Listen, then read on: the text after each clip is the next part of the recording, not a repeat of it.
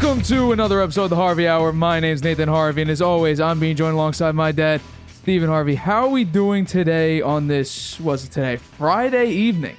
Happy Friday. Absolutely. I'm happy it's Friday. Not too much in the sports world right now because we're sort of in the middle of the week. We're going to presumably get to more important things like football and basketball. Warriors do play tonight. But let's start with our first topic today, which was last night's game. Titans ended up beating the Packers, as I predicted, going 1-0 on this week, like I usually do. That usually means good things. So I'm hopeful for this Week 11 picks that we're going to do later on in the show. Ryan Tannehill threw for over 300 yards. Rodgers barely over 200. Each had 2 touchdowns. Ryan Tannehill did throw an interception. With the way the Packers are looking right now, do you think the Packers have any shot at sneaking into the playoffs? Because they just beat the Cowboys pretty convincingly. They were down 28-14 in the fourth quarter, came back and won. Do you think the Packers have any shot with the way the Packers are playing to sneak into the playoffs? Their record now is 4-7. 4-7? Yes. Gee, I don't think so. I don't think they. What's the record of the 7th seed right now? We're looking at it's looking like the San Francisco 49ers at 5-4. Yeah. So that means the Packers are 3 games out of a playoff, right? On the loss column. 2.5. 7. They've lost 7 in the. Yes. Or 2.5 because of the wins. They're only 1 win away. Okay. Well, I'd say they got to win out. Right. I think they have to win out. I don't think they will either, because their schedule's tough going forward. I don't think they've lost too many. They showed last night all the players that they've lost, that are new, that weren't there this year, that were there last year, right? And there's quite a lot of players, and the replacements just haven't done it. Right. And part of it is Aaron Rodgers' salary, right? I mean, they have to afford him, so it makes it tougher to afford the other players. So I think I really don't think they're going to make the playoffs, personally.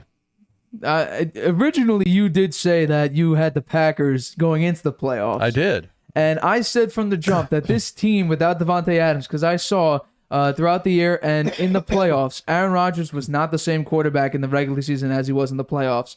And it really was Davante Adams or bust. Now, I'm sure the Packers would love to have Marquez Valdes-Scantling back. I believe he's on the Chiefs right now. Yeah. I'm sure they would love to have a bunch of their receivers back. And one thing that I took when I look deeper into the season, look into this game, is the fact that Aaron Rodgers, for this offseason, really created no rapport with his team, no rapport with his receivers, because he goes on these hiatuses throughout the offseason doing his own thing. He had the herbal treatment, ayahuasca, the re-enlightenment of his body and everything like that. And then he gets to the offseason. He doesn't go to OTAs. It just shows that Aaron Rodgers may not be fully into the NFL right now. I mean, it's not like the dedication to, creating rapport with your young receivers. You feel like you don't need to do it. Throughout the beginning of the season, you didn't like Christian Watson. You called out Romeo Doubs. Amari Rodgers, who got released not this week, but into last week after 4 fumbles on the year for punts. You didn't create any rapport with your receivers, and you had one huge game last week against the Cowboys, where the running game was really the highlight of it. I mean, the Aaron Jones and A.J. Dillon ran the ball all over the Cowboys. And then you made a couple good plays there. You had Christian Watson for 3 touchdowns, but the highlight, I think, was the running game. And that's the way that you're going to have to win games. And, as great a quarterback as Aaron Rodgers is, getting away from passing the ball, he only had 20 attempts compared to 30 rushes last week. So that's really how you're going to win some of these games. Most of these games, I think, if you're even going to try moving on into the season. What was the time of possession in this past game? Yeah. I don't think it was that different. I have it right here. 32 minutes to 27 minutes. Okay, so it wasn't that different. No.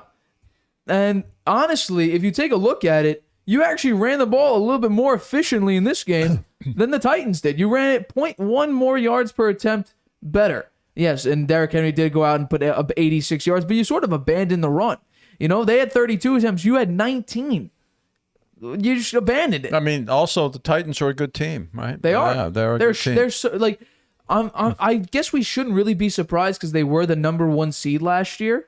But to come into this year and say, oh, yeah, well, the Titans might have difficulty against, the Colts, maybe at winning the division, or the Titans may have difficulty, making the playoff. And then coming out here winning 7 of your last 8 games. Hey, and also against the Chiefs, you had Malik Willis completing 5 passes. You went toe-to-toe with Patrick Mahomes, brought him into overtime, and I don't think you had a first down in the second half in that game. So this Titans team, it looks pretty good. It's just a question of can Ryan Tannehill perform in the playoffs. That's what his big thing last year. He threw 3 interceptions in his playoff game, and the first pass in that playoff game was an interception. I think it was the Bengals last year they played and lost to. I'm sure I could bring it up here, but we'll see when it comes to playoff time. But I think this Titans team is going to make the playoffs, and it was against the Bengals. Yes, this Titans team. Hey, I'm not saying they're going to be even probably close to the number 1 seed, but they're 7-3 right now. You still have the Dolphins who are 7-3. You have the Chiefs who are 7-2. You know what? This Titans team has maybe a shot. I don't think so, but it has a shot at repeating at the 1 seed. Yeah, maybe. I don't think so. I mean, deep down, I don't believe it either. The Chiefs will probably be the 1 seed. They're 7-2 right now, and it looks like they probably will. The Titans have teams like the Bengals, Eagles, Chargers, Cowboys coming up, along with some should be easy wins against the Jaguars and the Texans. But how about the Chiefs? What's their remaining schedule? The Chiefs, I don't think have too hard of a. They might have a difficult. Let's see. They play the Chargers this week at 4:25. Then you also got the Rams, Bengals, Broncos, Texans, Seahawks, Broncos, Raiders. They got an easier schedule than the Titans. So they're probably going to be your number 1 seed. But when it comes to the question of are the Packers going to make the playoffs, no, I said it from the start. The Packers aren't going to make the playoffs because I just don't think they're that good of a team. Without Devontae Adams, Aaron Rodgers he's showing what he really is, I think. Because where's the MVP caliber player that we saw the past couple years? Or was it just an effect that you had the number 1 receiver in the league? Could it be that? I'm not taking anything away from Aaron Rodgers' actual talent on the football field. I'm talking about where's the consistent The parts level. around him are weaker this year for sure than they were last year. If we're doing a draft, right? If we're doing a draft, because I like to. I mean, if we're gonna do context of great players in the NFL right now, let's take the Chiefs because the Chiefs lost Tyreek Hill. Let's do receivers and running backs. Tight ends are a different story. Let's do main receivers, and you take all the Chiefs receivers and running backs and all the Packers receivers and running backs. Where would you draft it? For me, the number 1 pick would be Aaron Jones because I think he's better than any Chiefs running back, and I think he's more of a valuable piece than really any receiver or running back right now between those two teams. Then I would probably pick Juju Smith-Schuster on the Chiefs. That would be probably my top 2 pick, and then maybe Allen Lazard. But the way Christian Watson's been playing recently, I might put him up there because he's been the feature receiver right now. I think, and look at the difference between the two teams. Mahomes is a motivator. They each throw an incredible football. They each have similar talents. They're each decently mobile quarterbacks. No, I'd say Mahomes a little more mobile than Rodgers. No, I will say that. But if we're taking a look at what makes a leader, Mahomes is more of a leader than Rodgers is. And yes, he did get a huge decrease in talent because he lost the number one of the number 1 receivers in the league in Tyreek Hill, his speedster. What helped really highlight his early career, Mahomes, is the 75-yard touchdown pass or a short little 5-yard skip to Tyreek Hill, and he weaves through the entire defense for a touchdown. You lost that piece, and yet you're still able to perform. I thought the Chiefs would decrease this year, but it looks like they're basically the same team. That just shows to Mahomes' leadership, talent, and coaching. It could be an indictment of LaFleur. I think some of the other players on offense who were younger last year, they had another year of experience, and they've stepped up like Hardman. Right. He's good. And then they picked up the guy from the Giants, right? Kadarius Toney, yeah. Yeah, he's playing with them now, right? Right. And they're letting him play. And then you have Schuster. Yeah. Right? So they got their wide receiver core is pretty good. And they have Kelsey. They do have Kelsey. Yeah. I'm questioning. I mean, the Packers. I don't even know who the Packers tight end is. Robert Tonyan. Yeah, he's not Travis Kelce. No, I'm not comparing either, and that's why I left him out because I think it's just unfair at that point. But I'm taking a look at where's the MVP level? It was really this is proving my point even farther. was Rodgers really the MVP, or was it just because he had the number one receiver in the league for the past 3 years? Because look at Aaron Rodgers now. I think it's a combination. Right? I think Aaron Rodgers has had some good games passing this year. Not great. Not great. Not like last year, but still, he's had some pretty good games. Last week was a good game. Last week was a really good game, but that was, I think, it's mostly based on the running. I think they've tried to change their offense to be a more run first. They're a run first. They're a run first offense. They're trying to control the ball, keep the other team off the field, long drives on the ground, throw a few passes, and that worked for them last week. Yeah. But that didn't work this week. They ran for 207 yards, passed for only 208. And another time they ran for over 200 yards was week 2 against Chicago. They won 27-10. Anytime else, they ran for 200 yards again against the Bills and took an L in that game. But the thing I noticed about Rodgers is finally deciding, you know what, let me take some risks. He's throwing the ball deeper to Christian Watson, saying, let's just throw it up there. And it's working right now. I think Christian Watson has, 5 touchdowns in 2 games? He had 3 last week, and I think he put up 2 in this week. Rodgers is doing stuff that he should have done at the beginning of the year. Now he's doing it towards the middle and end of the year when the Packers are essentially done. You know, and he got questioned after the game and asked, what do you think of the booing? And he had basically a one-word response and said it was interesting. That's something that I don't really, you gotta give us a better answer than interesting. Like, so you like getting booed? You think what? Booing is gonna spark he doesn't want to team? He doesn't want to diss the fans. Right? That was home. He's playing at home. He's doing that with his terrible performance. He doesn't need to say anything. His actions are speaking louder than his words right now. He doesn't want to dump gasoline on the fire. That's why he's not saying too much. Yeah, well, you try to put it out with some reassurance besides saying it's interesting. I mean, last week he said, we're not dead yet. Really? I saw a pretty dead team this week against the Titans. Well, he did beat the Cowboys last week. Rodgers, for some reason, does really well against the Cowboys. It's surprising how well he does against the Cowboys. He beat the Bucs. Right. Without the Bucs' top 3 receivers. Yeah. He's throwing to Russell Gage and Scotty Miller. Yeah. His punt returner had to come in for a couple of catches, Jalen Darden. So, I mean, he also lost to Taylor Heineke. He lost to the Lions with the worst defense in the league, put up 9 points against that bad defense. 3 interceptions, all 20 yards or fewer, or 20 yards or shorter. In the red zone, threw it to a defensive end, a rookie, Aiden Hutchinson. That pass intended for Bakhtiari, his offensive lineman. The Packers have no shot. They dug themselves a deep hole, and it's chances are they're not going to get out of it because their schedule is tough the rest of the way. And I think they've been playing a lot of games at home. They must have a lot on the road the rest of the way. They are split the rest of the season, 3-3. 3-3, yeah. So, I agree. I don't think the chances of them making the playoffs are slim. Mine are particularly zero. when number 7 seed is the 49ers now, and they're a good team. They're going to win a lot of games the rest of the way, I think. They should, and I fully expect them to. Let's move on to our next topic, which is, I believe, we're talking about Baker Mayfield. Baker Mayfield is back. He is going to be the starter against the Ravens. I told you he'd start another game in the NFL. I didn't expect P.J. Walker to all of a sudden have a high ankle sprain. There was no report about that until earlier this week. One way or the other, I said he would start another game in the NFL. I don't think he deserves it, but sooner rather than later. It's him, but you have to realize it's him or Sam Darnold. Yeah, even though he played bad early in the year, he still beat out Sam Darnold for that starting job. And P.J. Walker came in, and Steve Wilkes said, Baker Mayfield isn't going to be the starter the rest of the year. P.J. Walker gets hurt. He has to bring up Baker Mayfield because Baker Mayfield is just better than Sam Darnold. And there were reports coming out from the Panthers camp saying that supposedly that the Panthers might have wanted Sam Darnold to be in there, give him a chance over Baker Mayfield. I wouldn't. Well, that's interesting. Baker Mayfield in his career is a 3-5 record against these Ravens. The problem is Ravens are getting a little bit healthier. They're sort of coming into form right now. Lamar has seemed to clean up some of his fourth quarter mistakes. So do you think Baker Mayfield and these Panthers have a shot at beating these Ravens? And do you think Baker Mayfield could retain this starting job moving forward? I don't think they're going to beat the Ravens. I do think that he has a chance of retaining his starting job if he plays well.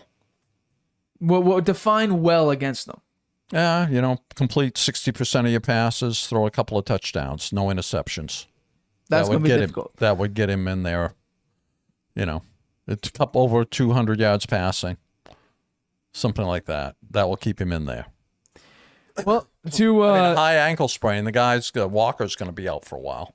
Usually it's 4 to 8 weeks, depending on the He grade. might be done for the year. It could be, potentially. The last time Baker Mayfield played the Ravens, he completed 68% of his throws, 190 yards, 2 touchdowns, 1 interception. The only game he's ever played in his career against the Ravens where he didn't throw an interception, he completed 48% of his throws, 247 yards, a touchdown, no pick. They lost that game. I could bring it up right now. Passer rating of 79.4. Barely lost 16-10 with the Browns. 3-5 record. His wins. I just don't think the Panthers' defense is going to be able to contain Lamar Jackson. That could be. They're showing more passion than they did. Mayfield could play well on offense. The offense could be good, but I just think that the Ravens' offense is going to be way too much for the Panthers' defense. That could very well be. I just, looking at this, I had so much hope for Baker Mayfield this year. And for him to go out, I honestly think he should have beaten the Browns in week 1. I've talked about this consistently. The missed, the flag was thrown for intentional grounding. The ref picked it up and said, non-intentional grounding. And then, that you lose on like the over a 55-yard field goal. I think it was like 56 or 58 yards. You go out, you threw for like 150 yards in the fourth quarter in that game. And then you come out and play 4 more games after that, and you're so underwhelming. It's so disappointing. Baker Mayfield just, he didn't have it. I thought, new team, new motivation, sort of have a chance to, right the wrong that you did, because you got backstabbed by your own team, went out. I mean, I can understand it. I think Deshaun Watson's better than Baker Mayfield, but we'll see in 2 weeks from now, Week 13 against Deshaun Watson's former team, the Houston Texans. We'll see how well he plays to end the year. But this is his first start since Week 5. I mean, he played. I mean, I'm not gonna say he played well, because at that point in the Bengals game, the game was over. So they were sort of, they took out most of their starters. You put in some backups. Baker Mayfield could sort of eat. But I don't have a lot of faith in this Panthers team. I do think they'll cover. It's a 13-point spread. We're going to get to our picks in a number of minutes here, but I just don't. Maybe it'll be close. Maybe we could see like a 30-20 game.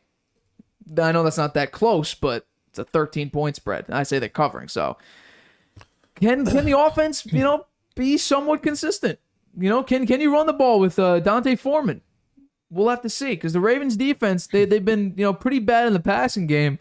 They've been okay. I think they've been pretty good. I could look up their rankings right now, but through most of the year they were like bottom 3 in passing defense, and right now they're 28th in passing defense. They are 3rd in rushing defense, and we're gonna take a look, because they're also 2nd in rushing offense. The Panthers in rushing defense are 26th. So we'll see. Can Baker Mayfield and the Panthers play keep away? Maybe minimize Baker Mayfield's mistakes, or can the defense keep up? Let's say Baker Mayfield, could only put up 20 points, 18 points, something like that. Can the defense hold Lamar to 15 points, 16 points? No. It's going to be a question mark. It will be a question mark. I mean, the Ravens have been scoring more than 20 points every game, right? I mean, they're up there.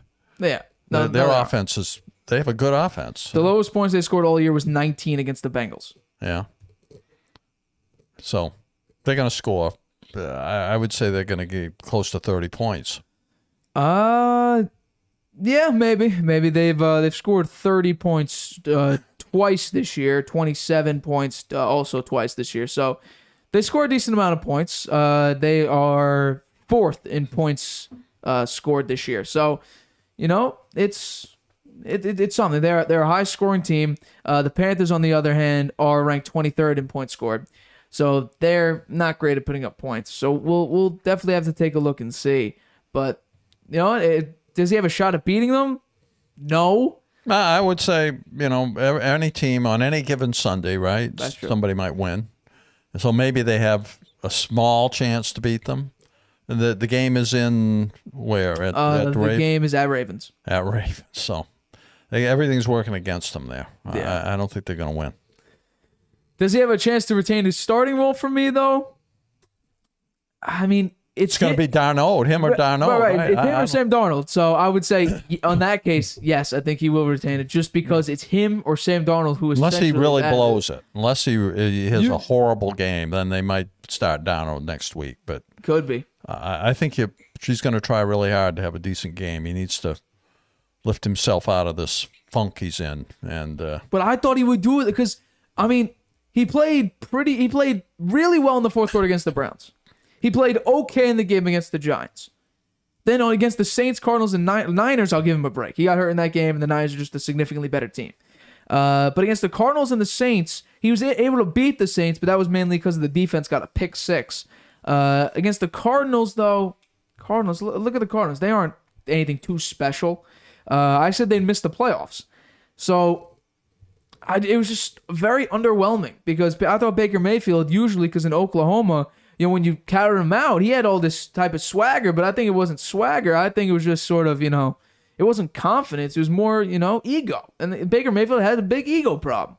And he just, maybe this was humbling for him.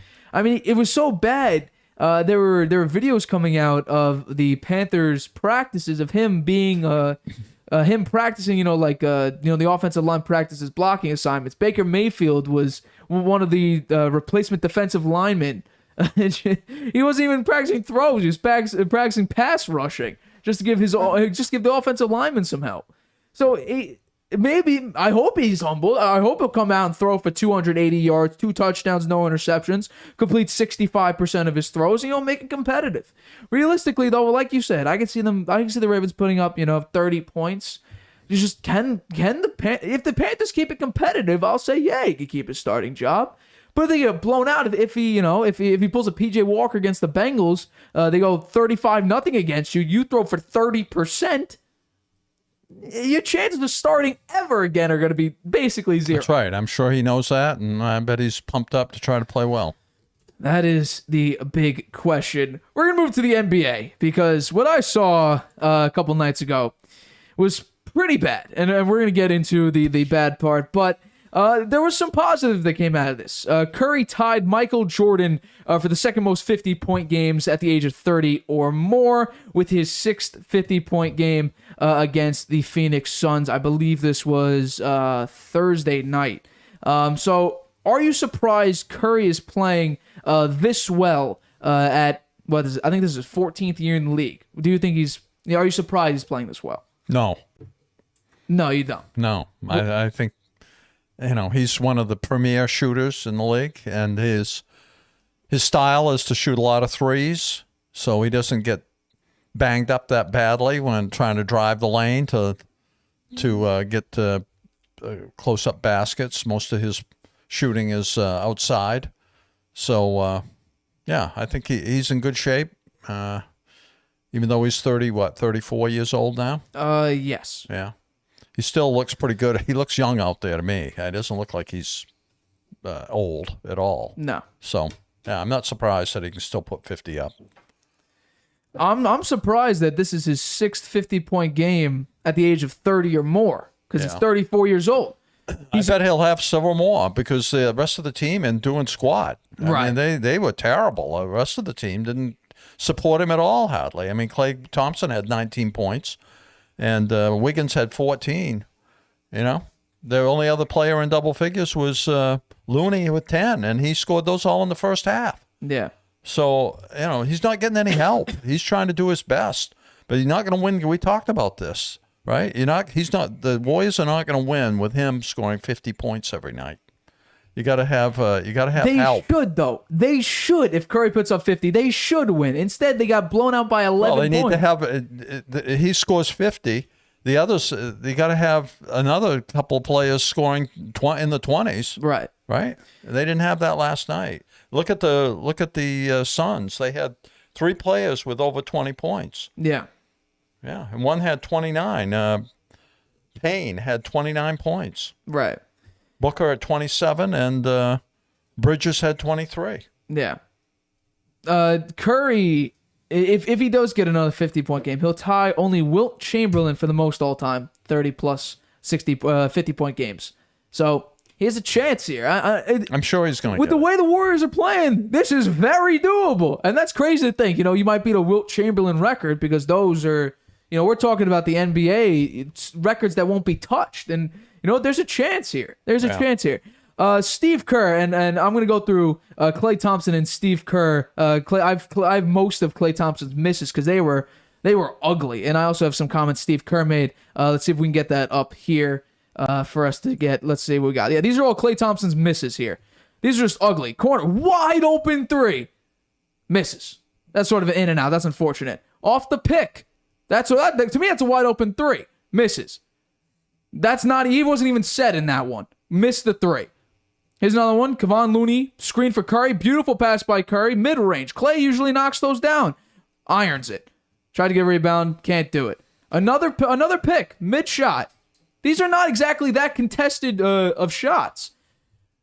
Again, another screen. That's wide open in Klay Thompson and Steph Curry's mind. Not for him. He's bricking all these. Another screen. Drives. That's just a bad layup. A bad layup. Again, driving. Bad layup, fully contested. Misses it, gets the rebound. He actually makes a shot right after that. Klay Thompson, contested three. Nope. I think this might be one of the last ones. Look at Andrew Wiggins at the top of the key here. Wide open. Klay spots up, shoots, misses. And then this one is the next one.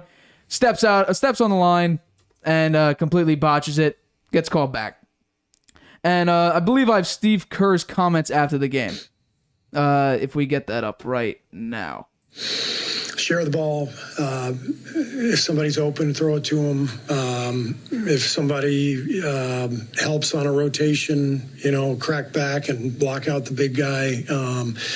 If things aren't going well, somebody call the group into the foul line, get everybody together and motivate the group. All that stuff is missing right now. I saw a lot of hanging heads tonight. I think we're feeling sorry for ourselves, and nobody's going to feel sorry for us. So there's no collective grit.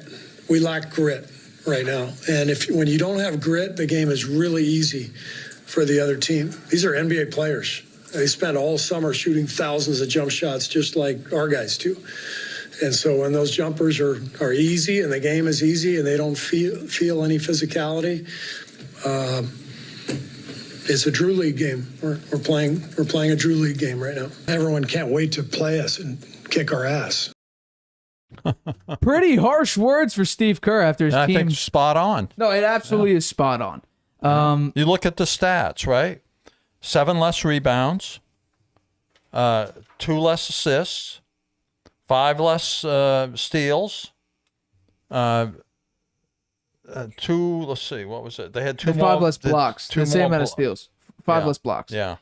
2 more and turnovers. Personal fouls, 1. But One more you add that up, like the rebounds, right? That could be 14 points, right? Yeah. The rebounds. Let's see. That is the total rebounds, right? Total rebounds. 47 to 40. Yeah, so that could be 14 points, right? Then the assists. At least. There's 2 less. There's 4 more, right? And then on the blocks, that could be another 10, right? So they lost by 11. I mean, they missed a lot of opportunities. But you show Klay Thompson missing all those shots, right? Those are generally open shots. Yeah, he just didn't hit them. The second to last clip there those with shots. If you hit half of those shots, it would have been a 1 or 2 point game. Yeah. Usually when you shoot 45% from the field and 43% from 3, you usually put up 119 points and win the game. But when your defense allows 30 points, 52.5% from 3 and 51% from the field, what are you doing? I mean, they're averaging 125 points given up in the losses, and they're only, I think, scoring like 112 when they win. Yeah. I mean, they were behind by 10 at the end of the first half. They were behind by 15 at the end of the third quarter. They made a little bit of a run in the fourth quarter, and then they got behind by 16. It was over. Yeah. Something that's also really disappointing is Jordan Poole. He had one really good game against the Spurs. He comes into this road game against the Suns, puts up basically an 0 for. He scored 2 points, but those are 2 free throws. 0 for 5 from the field, 0 for 3 from the three-point line, 27 minutes. It's crazy. Curry put up 50 points. It was a minus 14. Since when do you put up 50 points and you're a minus 14? Yeah. It's crazy. Look at Draymond Green. He was a minus 19. Draymond Green, Hey, he shot 100%, which is shocking. But the only person, there were 3 people positive for the Warriors. It was Jermichael Green, DiVincenzo, and Moses Moody. Reserve players. Yeah. They sent James Wiseman down to the G League for whatever reason to get maybe a pep in his step. Kuminga didn't even play. Chris Paul was hurt. Chris Paul didn't even play in this game. Yeah. Imagine what it could be potentially if Chris Paul played, was able to, do his point guard type This of could thing. be the Suns' year. You think it could be the Suns? Yeah, Could be. I mean, getting to the finals anyway. they should get it to the finals. Yeah, right now they are the number 2 seed behind Portland, who's still the West. Who is really strong in the West? Portland's besides number 1. They're 10-5. Denver is tied for the same record with Phoenix, 9-5. Utah is 10-6. The Pelicans are 9-6. Same with Memphis. Dallas, surprisingly, with Luka dropping like 35 a game, is the 7 seed at 8-6, and Sacramento's there with the 8 seed at 8-6 as well. The Warriors are the 12th seed right now. It's not looking good. They're only above teams like the San Antonio Spurs, the Lakers, who have 3 wins on the year, and Houston, who also has 3 wins. Yeah. The Warriors play the Knicks tonight. I'll bring up the point spread in that game. They play the Warriors 10 p.m. Eastern Standard Time. They are at home, so they have a chance to win. They are 0-8 on the road. 0-8 on the road. It's just a question of, can Julius Randle out-rebound and because he just put up a 30-piece, I think, last night or the night before. So can Julius Randle not be as inconsistent as he sometimes is and, dominate on the boards and allow the Knicks second chance opportunities? I don't think the Warriors had a second chance point basically at all in the first half. Yeah. I predict the Warriors win tonight. I can bring up the spread here. Let's see. The Warriors are 7.5-point favorites. Yeah. That's quite a bit, shocked. actually. That's a lot. I am shocked, but I guess it's because they're at home. It could be because they're at home. Yeah, but they're not playing very good defense, right? They're playing lousy defense. So. And I think, you have R.J. Barrett, Jalen Brunson. What he's done for the Knicks is, I mean, yes, they are the 8 seed with an 8-7 record, but just what he brings to the table is impressive. Is very, very impressive. He looks good. Yeah, he does. And, you also have R.J. Barrett, who's performing well. Julius Randle, who's been pretty consistent this year. I mean, I'm just a fan of Derrick Rose, so seeing him not perform the greatest is what it is. But the Knicks have a shot at beating them. I'll take the Knicks plus 7.5. Truthfully, I know they're on the way, but I'll take the points. And I don't know if the Knicks will pull it out, but I think they'll keep it relatively close. Yeah. What do you think? Who are you picking? Knicks or Warriors? I think the Warriors will win. And that's 7.5 points. Might be closer than that. Okay. Yeah. Interesting. We will take our first break of the Harvey Hour, but coming up, we will make our Week 11 picks for Sunday and Monday, and my Harvey Hot Hand right after the break. Introducing video podcasts on Spotify. Transform your storytelling into a show everyone can watch Or listen to. Easily upload your video through Anchor, Spotify's free podcast creation tool. So whether you're showing off a new recipe, Interviewing an exclusive guest, or uncovering the next mystery, you can now reach a whole new audience with Spotify. podcasting just became more than audio. Create with Anchor, watch on Spotify. You have a lot to say. Maybe you've thought, I should start a podcast. Meet Anchor, the easiest way to make a podcast ever. It's a powerful mobile app and web tool that lets you record a podcast anywhere and distribute it everywhere. It's great whether you're a seasoned pro or just starting out. And it's 100% free. You can record your show straight into Anchor on your phone, iPad, or the web, using any mic you want. Record alone or with friends or co-hosts anywhere in the world. You can add background music and transitions, and your listeners can send you voice messages that you can incorporate right into your next episode. If you want to produce your show using another app, you can upload your own audio directly from web or mobile, and still take advantage of Anchor's totally free podcast hosting. Once your podcast is ready to publish, Anchor can automatically distribute it to every major podcast platform. That includes Apple Podcasts, Google Podcasts, and Spotify, so your listeners can hear your show wherever they want. And on the web, you can see detailed analytics about how people are listening. Plus, you'll get a great-looking profile page where anyone can listen to your podcast or subscribe to it.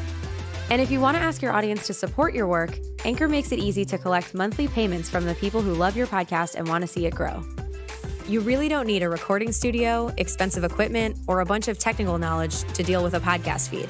Just get started and join the diverse community of podcasters already on Anchor. We can't wait to hear your podcast. Welcome back to the Harvey Hour. My name is Nathan Harvey, and as always, I'm joined alongside my dad, Stephen Harvey. Let's jump into our next topic of the show, which is our picks. We are making our Week 11 predictions. We're not doing too bad. We're not doing too bad on the year. You are above 500, I believe, on the win-loss category, if I'm not mistaken. Did I make it? We sure hope you did. We can bring this up right now, where we'll get it going. We have Share Steve the Kerr ball. still up. We can take that down. Here we go. I guess I'll start with mine, even though we'll take a little sneak peek at yours. Yes, you're 4 games above the win-loss. Yeah. So good for you. Good for you. I have a little bit of a buffer. I have a 30 game. I'm above 30 games. You've done well. Yeah, I have. I've surprised myself sometimes. You're not so bad on this spread either. No, I'll take 8 games above That's so 500. hard to do, you know? Yeah. So let's begin with my picks, because a lot has gone on over the past couple weeks. We've learned some stuff when it comes to some of these teams. The Ravens are getting healthier. The Patriots with Mac Jones, the question marks because Bailey Zappi controversy. Taylor Heineke comes in and performs, expected to remain the starter. Carson Wentz has seemingly lost his job. So let's get into it. I started off 1-0 in the week, which is always great because usually that means good things for me. So let's begin. The Cleveland Browns, or as I call them, the Cleveland Clowns, at Bills, minus 7.5. This game was supposed to be in Buffalo. The weather report said 3 to 6 feet of snow. It's amazing. It got moved to Detroit. 6 feet of snow. It got moved to Detroit. I wish I had the video for everyone here to see, but the Buffalo Bills posted a video of what their stadium looks like. And it literally looks like a snow globe. If the snow just all settled on the bottom, it didn't flurry around in the little thing. It's crazy what that field looks like.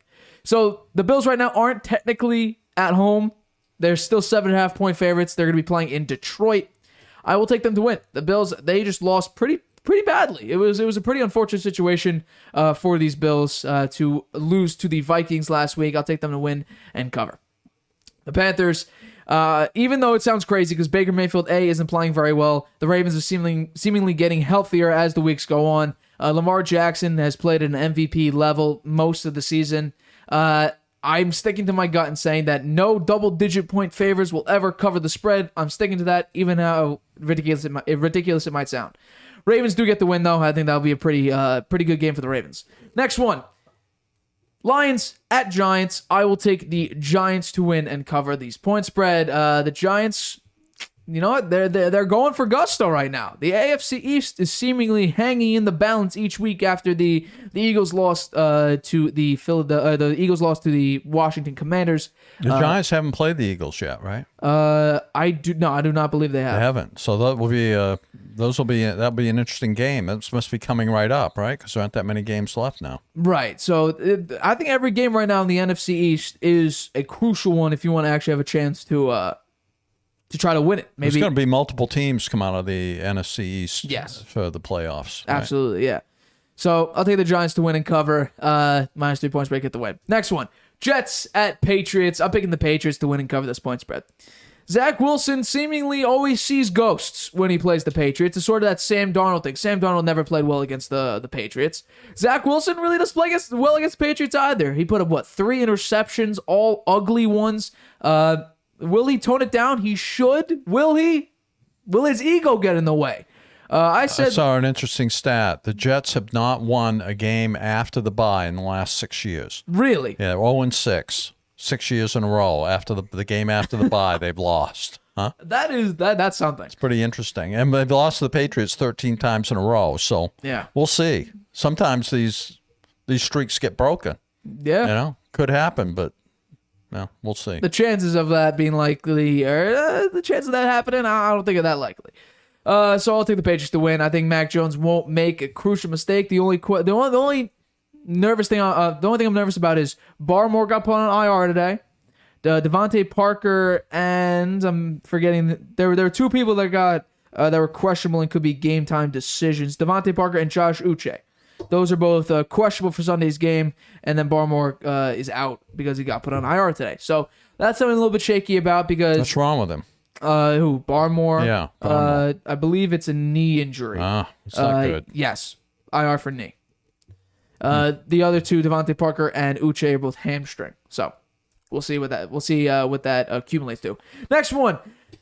I'm a little bit nervous about this game because all of a sudden now Taylor Heineke went from, being the backup to Carson Wentz to now getting points on the road. I told you this was going to happen. You did predict that Heineke deserved that starting job, and it's proven it because Riverboat Ron Rivera said that Heineke's keeping the starting position.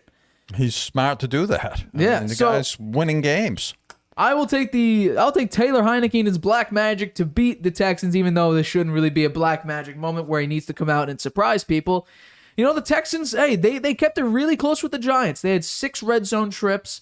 They settled for mostly field goals, though, so we'll have to take a look here. But, hey, as long as you play keep away, generally, Heineke, put some nice throws in there to Scary Terry and Curtis Samuel, you have a chance to win this game. I think they will. Next one. The Bears +3 get the win here.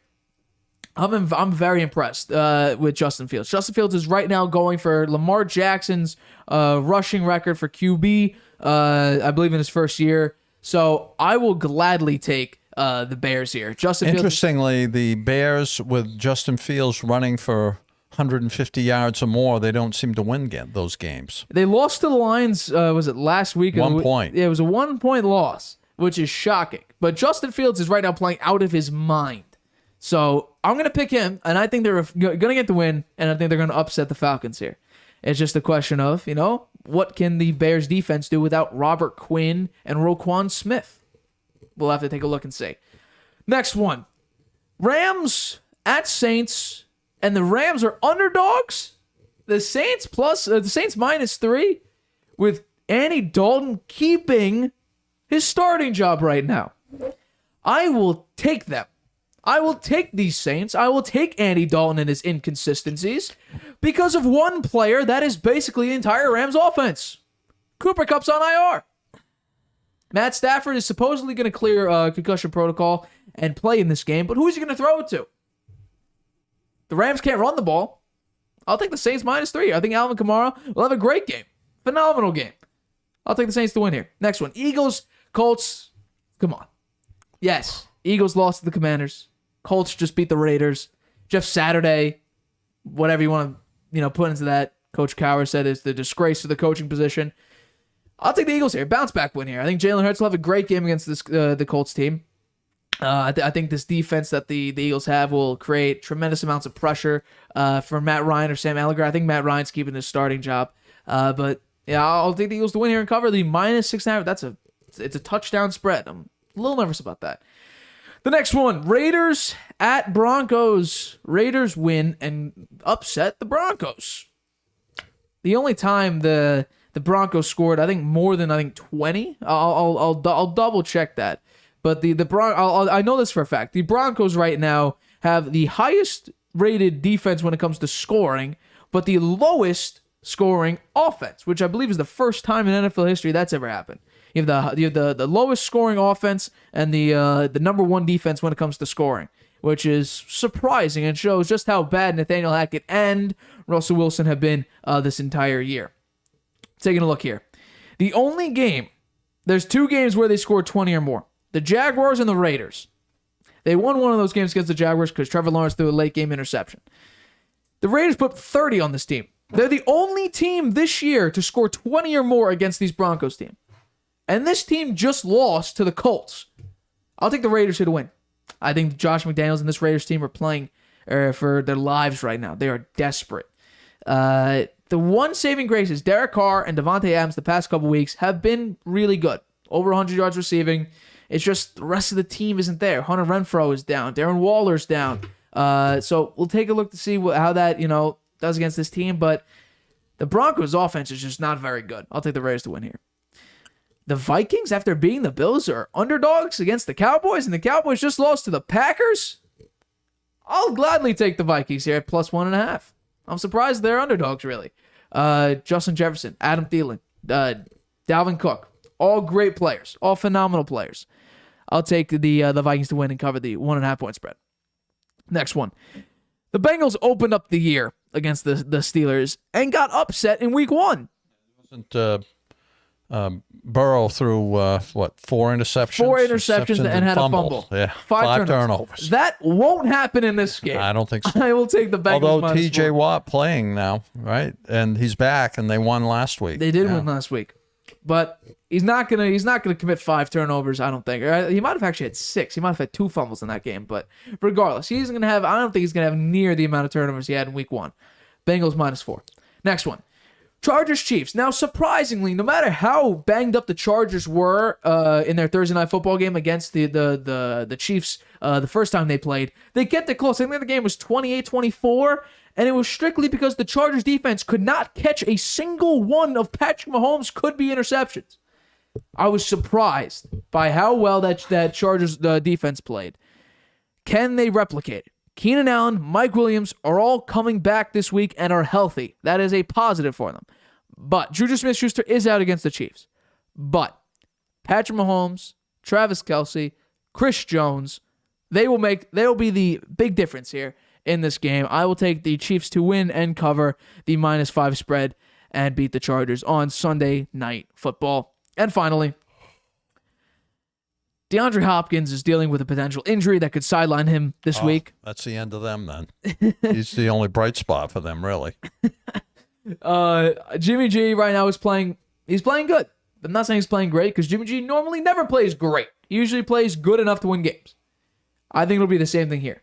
Deebo Samuel, George Kittle, Christian McCaffrey, Eli Mitchell. That defense, hey, 49ers are legit.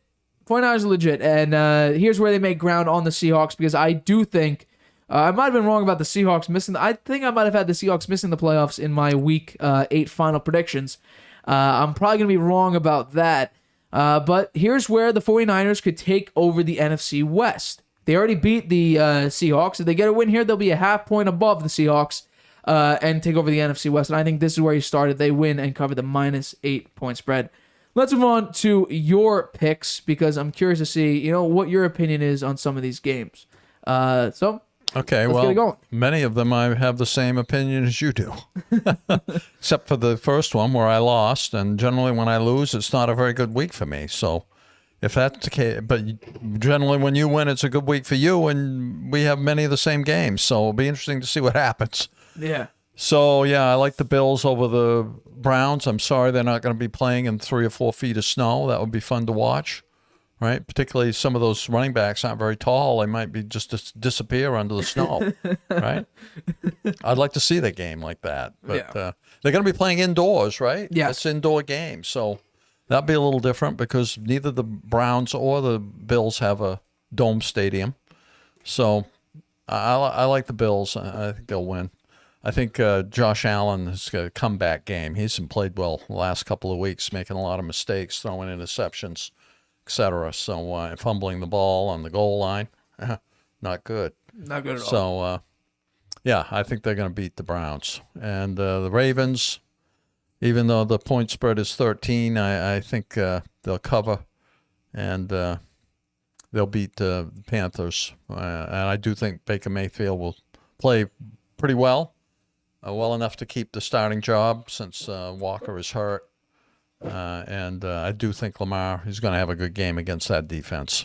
And the Ravens, they're a contender. They're going to be they'll win their division, I'm pretty sure. And they haven't played that well in the playoffs with Lamar in the past, but maybe this is their year. We'll see. I like the Giants over the Lions. The Giants are winning the games that they have to win against the weaker teams. And they're playing at home, so I like them to beat the Lions. So the Lions have a decent offense, but no defense at all. And I will say, the Giants on offense, it's pretty much Daniel Jones and Saquon Barkley. They're the 2 players, and Daniel Jones has actually put together a pretty decent year.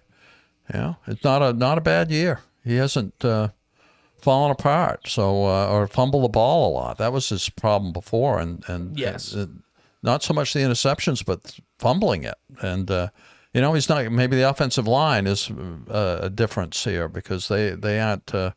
He's not giving up. They aren't giving up too many sacks. So I think they're going to win. I think it's more so a effect of Brian Dable because he made a lot of Josh Allen's passing game, fixed a decent amount of his mistakes, and he sort of molded Daniel Jones into, instead of being the piece, to be a piece of the team. And one thing we were talking about, maybe the Bills' problems and Josh Allen's problems is he doesn't have Brian Dable. Right. And that could be a difference for Josh Allen. He may miss that. Yeah. And I think Daniel Jones, because of the refinement of Brian Dable for Daniel Jones, it could save his career for a couple called Daniel Jones. He's called him out, made him accountable. Right. That's something that they didn't do to him. They kind of treated him with kid gloves in the past, and Brian Dable didn't do that. I think that's been good for both of them, for both Daniel Jones and Dable. And then you had Saquon, who right now, probably by the end of this week, will once again claim the number one rushing yards in the league right now. So with his efficiency, he should have a field day against the Lions, right? He should. He should. They are ranked, I think, bottom 3. I'm sure they'll run the ball a lot. I think they will be running the ball a lot. They are 31st in rushing. Yeah. The rushing defense. So, sorry to interrupt. Continue with your picks. That's okay. So the Patriots, I think, will win over the Jets. Generally, the Patriots win coming out of the bye week, and generally the Jets lose. They've lost, as I mentioned before. They lost six times in a row last 6 years coming out of the bye. Patriots generally win that game because Belichick has 2 weeks to prepare. So I like the Patriots, although I think it'd be a close game. I think it will be a close game. I think Zach Wilson will play better than he did first time around, which was awful.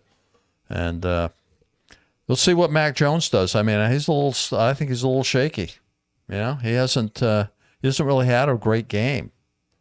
He puts up decent stats, but he misses open receivers. I think he's a little shaky. So we'll see. The Commanders, I like to beat the Texans. Texans have only won one game. They do make some games close. I think the Commanders now have found new life with Heineke as their quarterback. They beat the Eagles, who are undefeated. So I like them to win this game. I'm picking the Bears to beat the Falcons, but I think it will be a close game. As I mentioned, even though Justin Fields is running all over the field and picking up tons of yards, he doesn't win many games that way. So he doesn't really have anybody to throw it to, right? Their wide receiver core is really very poor. So he's been running the ball, and you said he might break Michael Vick's record? Lamar Jackson's record, yeah.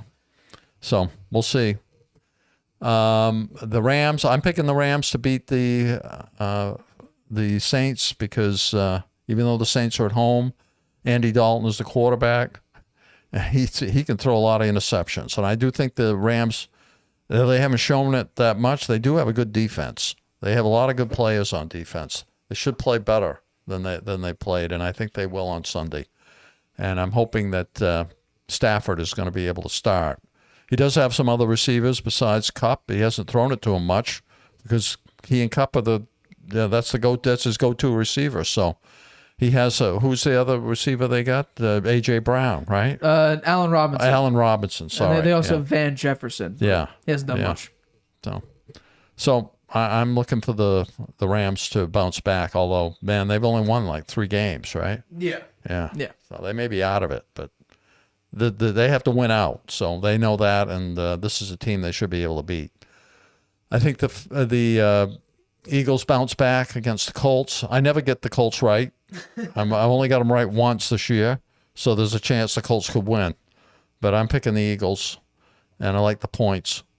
So I think it was smart for the Colts to put Matt Ryan back in there. I mean, he started off horrible, but he's shown in the past that he's an MVP quarterback one year, and he's not that old. So, and Jonathan Taylor now with the running game, the play action could be better for them.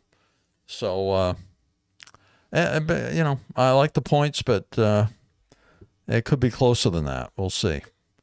The Raiders, I'm picking just because I feel sorry for them. They played so poorly.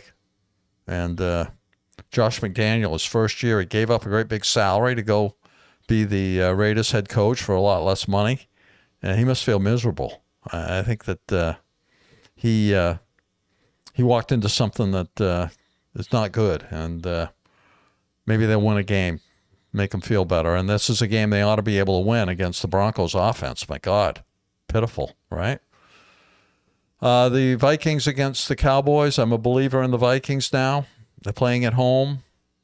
They're giving up. They're getting 1.5 points against the Cowboys.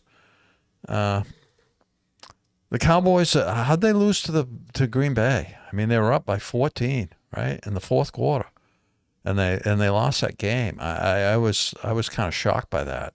So based on that, and going up against the Vikings, who have that combination of Cousins to Jefferson, which is lethal, and the way Cousins has been throwing the ball lately, I think they'll probably win.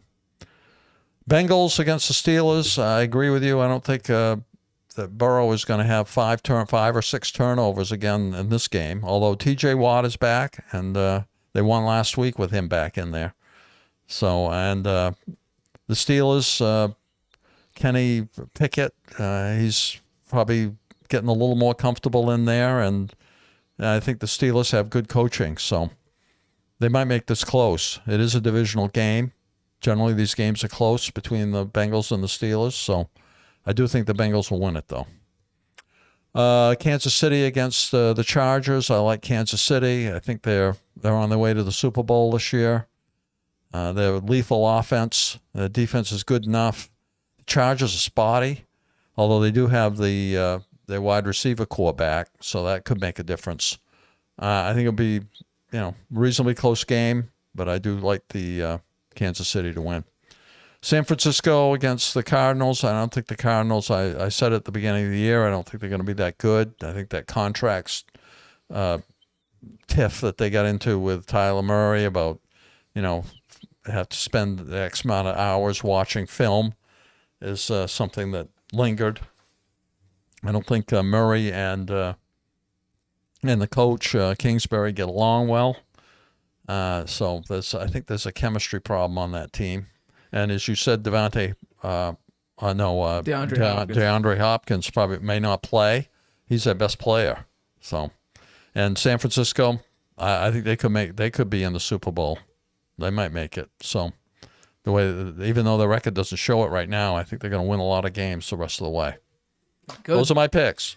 All odds brought to you by Fox Bet Sportsbook. Let's move on to the final topic here, which is my Harvey hot hand.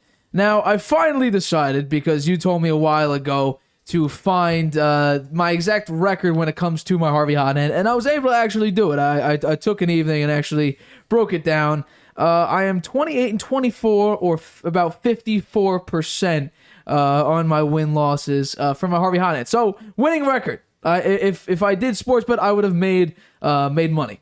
So, let's begin with Week 11's Harvey hot hand. Let's begin with it. The first one, boom, Bears +3 over the Falcons, and I think I'm going to call this an upset alert. The Bears and Justin Fields, they're doing really good right now. I understand they just took a pretty bad L, and if I'm not mistaken, they might have lost the previous game also, against the Dolphins, where Justin Fields had another great game.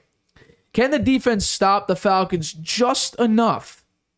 Because right now, the past 2 games, actually, really, the past 4 games, they've scored basically 30 points every single game. They put up 29 against the Cowboys and lost 29-49. So they've basically scored 30 points in 4 straight games. Justin Fields also having a phenomenal running attack that he's had. It seems like start of the Patriots game, really, he decided, you know what? Let me be a great NFL quarterback. Let me be, Lamar 2.0. So I think they'll come in here. I think they'll get a close win. Justin Fields will play well. I'll have them winning here, upset, Bears cover and upset, 27-24. Bears get the win. The next one, Bengals -4 over the Pittsburgh Steelers. I said this before. Joe Burrow will not have 5-6 turnovers like he did in week 1 against his team. TJ Watt was there. 4 to 6, 5 turnovers. He's not going to be, it's not going to be the same right now. The Bengals start off a bit slow. They're on a comeback right now. I love the Bengals covering and winning. Pretty big game, pretty important game. 28-20, -4 spread B covered. Next one, Raiders +3 over the Broncos. The Raiders are desperate right now. The Raiders are desperate. There's praise for Josh McDaniels within the organization. There's hate surrounding the organization. The owner likes Josh McDaniels. Derek Carr likes Josh McDaniels. Devontae Adams likes Josh McDaniels. There's questions of whether or not, all the Raiders have bought in. That could very well be the case. Maybe not everyone's bought in because of the lack of success that he's had. The Broncos, on the other hand, are just a bad team. Period. Their defense is really good. Like I said, they're number 1 in points scored. They've given up the least amount of points in the league. It's just their offense has scored the least. So it's just bad. This team is not good. Raiders. The defense is good. The offense. The offense is terrible. The main dude who they spent like $260 million, Russell Wilson, extended for the next 5 years. He's not playing well. He's just not playing well. It could be coach. It is coaching. It's also Russell Wilson. I would give him probably 65-35, maybe 60-40, Hackett to Wilson.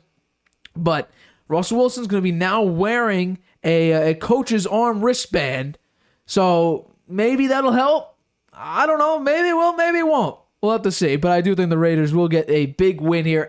I'm not going to call it an important win, but maybe it's a morale boost that they do get this win. 33-24, Raiders get the big win and upset the Broncos at home.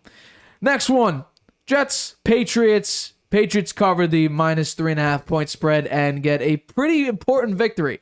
The Jets, if they win this game, jump into first place.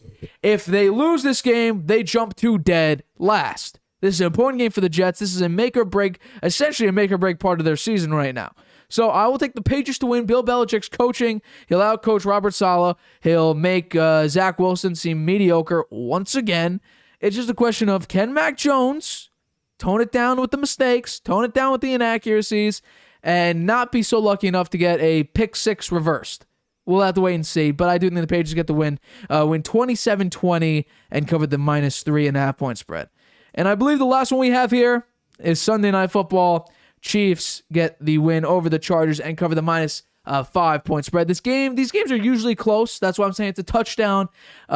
Just this Chargers defense, the first time they played, could not catch a single one of Mahomes' interceptions. I think I counted 5 potential interceptions that Mahomes could have had in their first meeting on Thursday Night Football. This time, I think Mahomes tones down with the potential interceptions. Justin Herbert and this team has been spotty. Could I see the Chiefs actually flipping this at +5 and winning? I can, but I think it's relatively unlikely because Mahomes in this Chiefs team right now is doing really, really well. I'll take the Chiefs to win and cover the -5 point spread, win 30-23.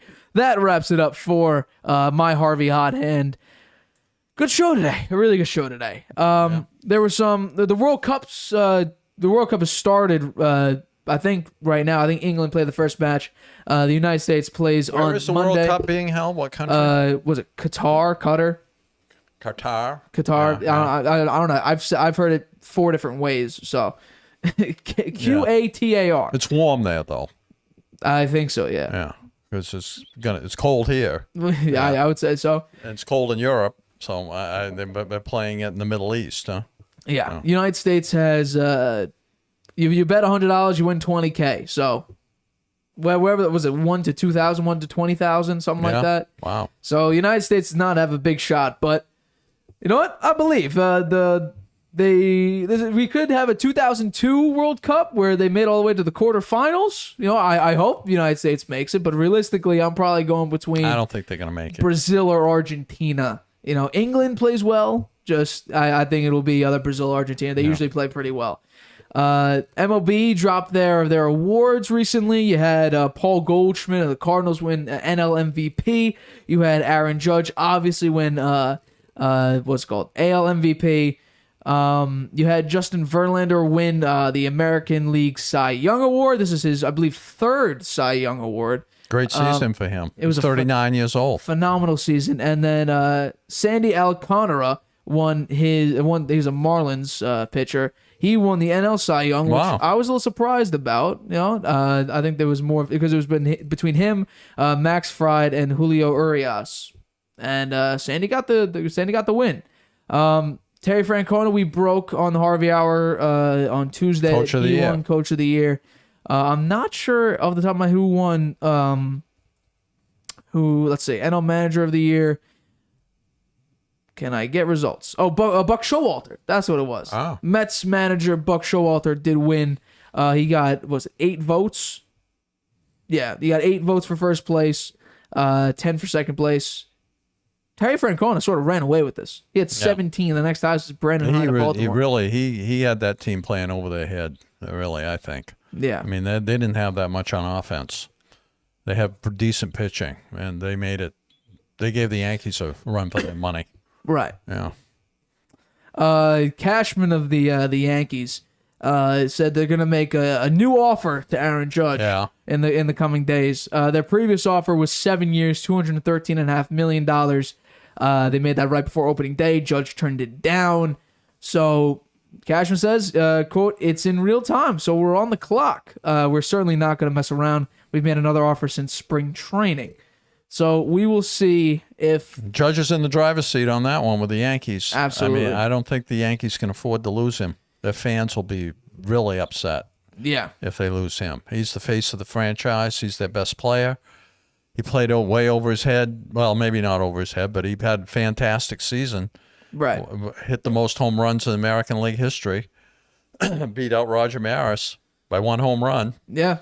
He didn't do so well in the playoffs, though, man. He played really quite poorly in the playoffs, but I don't know. Maybe he lost his focus a little bit after focusing so hard to get those 62 home runs. But I don't see how they can not sign him, I think it'll be really, the fans will go berserk. The sportscasters in New York will be all over the Yankees. I don't think they – and – as I was listening to the fan, they were talking about the games.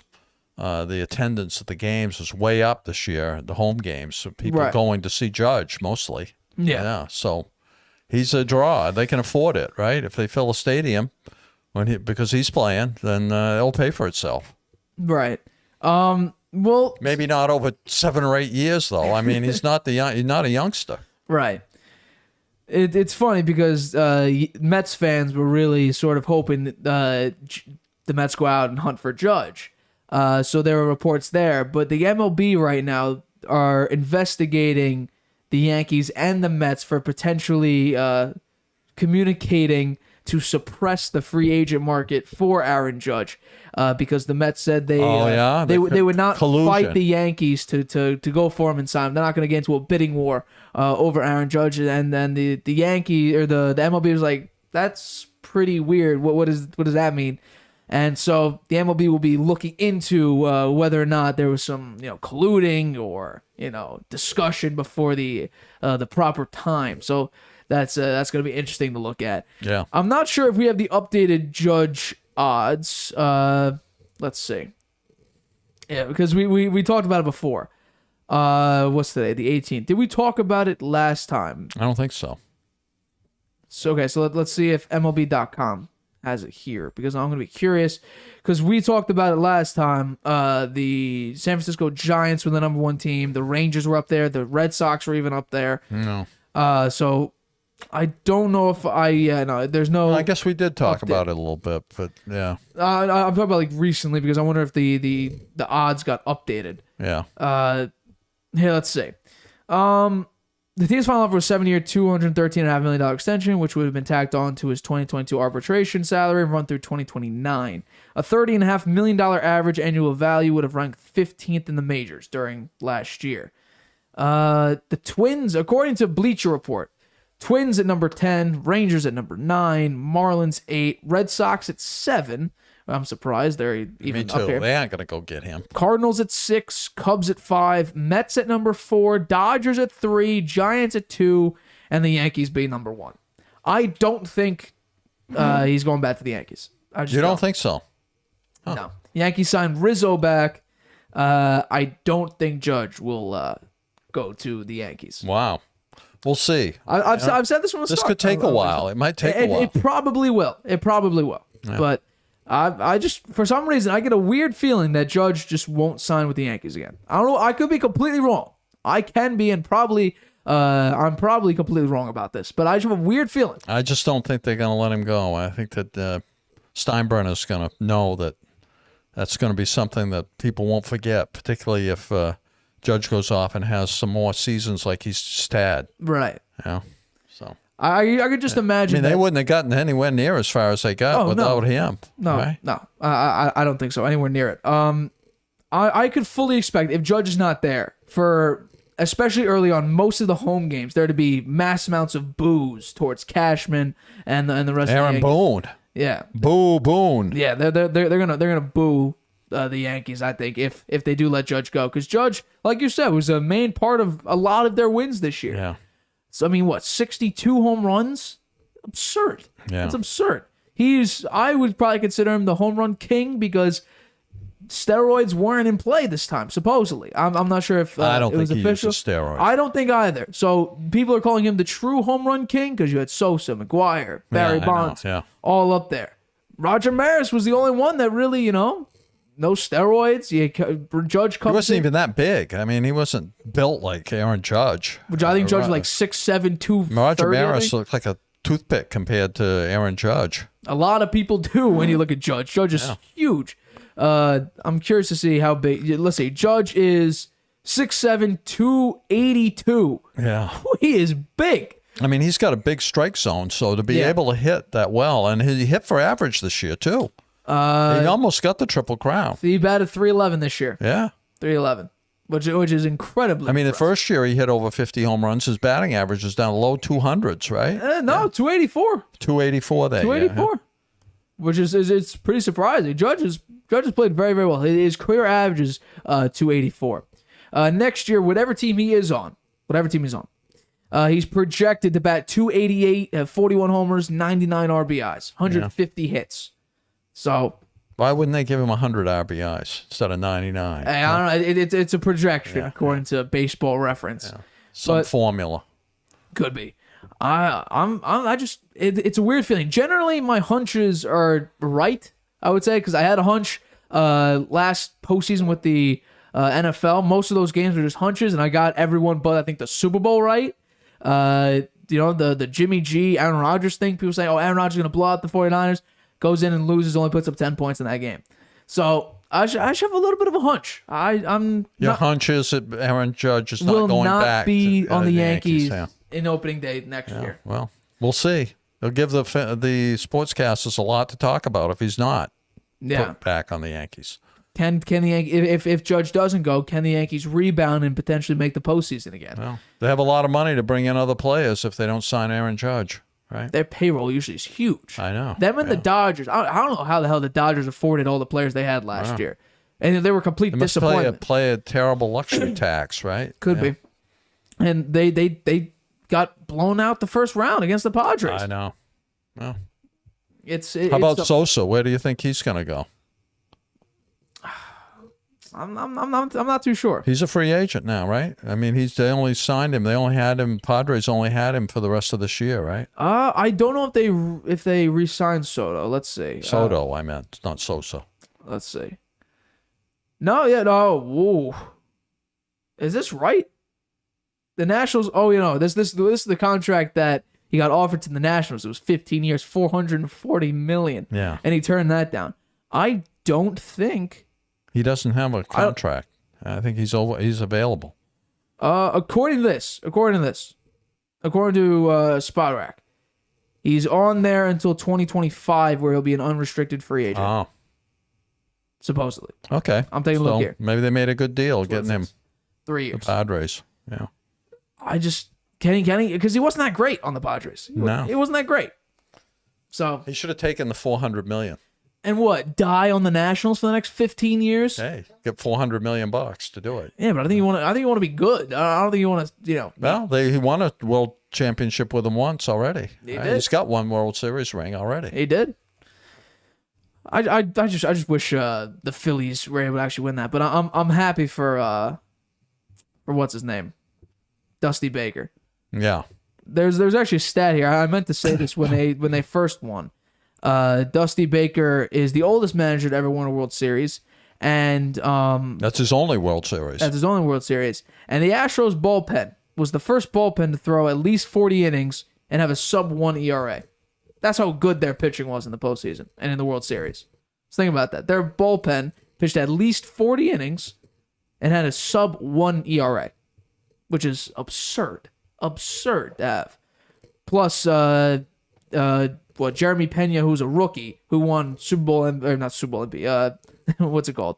World Series MVP, was the first rookie since Levon Hernandez in 1997 to win the MVP. So he's the third ever in history rookie to win MVP, World Series MVP. So can the Astros repeat?